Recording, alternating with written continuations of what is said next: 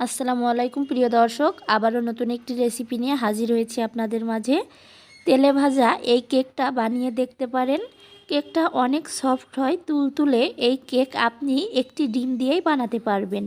যাদের কাছে বেকিং করা ঝামেলা মনে হয় তারা চাইলে মাঝে মাঝে এই ভাজা কেকটা বানাতে পারেন।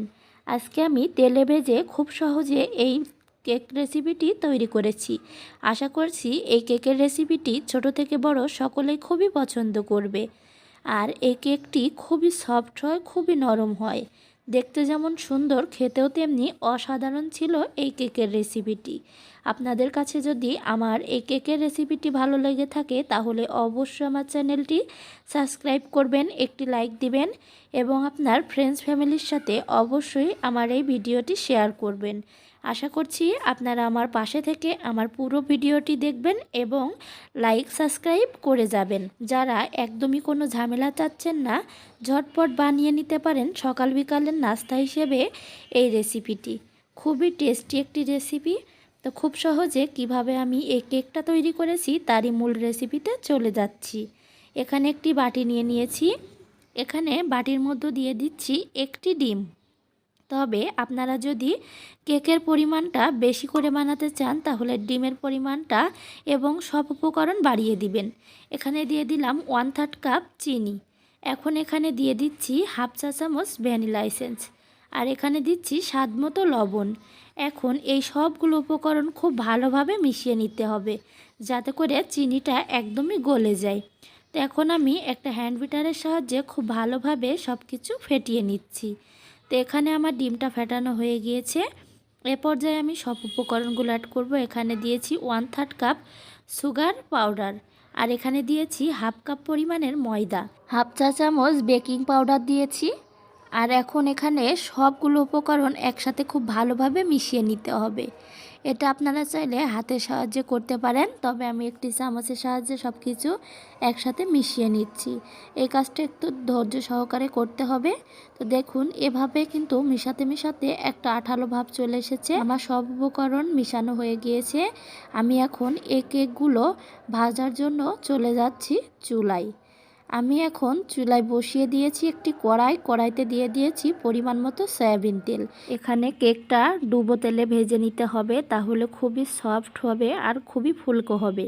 এখন এখানে একটা চামচের মধ্যে আমি যেই ডোটা বানিয়েছি সেই ডোটা নিয়ে হাতে একটু তেল দিয়ে এভাবে গোল গোল করে বানিয়ে নিচ্ছি। আপনারা চাইলে চামচটা থেকেও ডাইরেক্ট একবারে তেলে দিতে পারেন, তবে হাত দিয়ে যদি এভাবে গোল গোল করে বানিয়ে দেন তাহলে কিন্তু কেকের শেপটা খুব সুন্দর গোল গোল আসবে।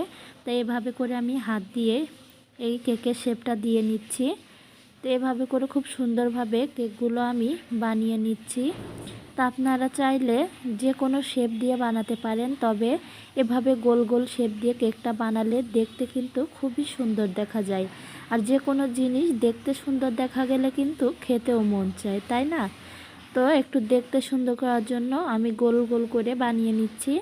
তো এভাবে চুলার আঁচটা একদমই লো হিটে রাখবেন।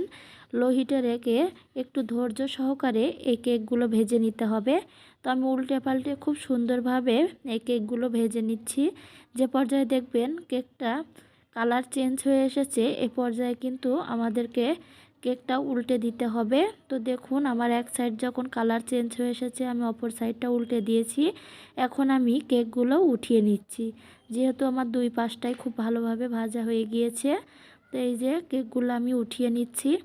তো দেখলেন তো কত সহজেই তেলে ভেজে তৈরি করে নেওয়া যায় মজাদার এই কেকের রেসিপিটি। আমরা কিন্তু চায়ের সাথেও এই কেকটা খেতে পারি, খুবই টেস্টি হয় এই কেকটা। তো দেখুন, আমি এখানে আপনাদেরকে একটি কেক ভেঙে দেখিয়ে দিচ্ছি কতটা সফট হয়েছে আর কতটা নরম তুলতুলে হয়েছে।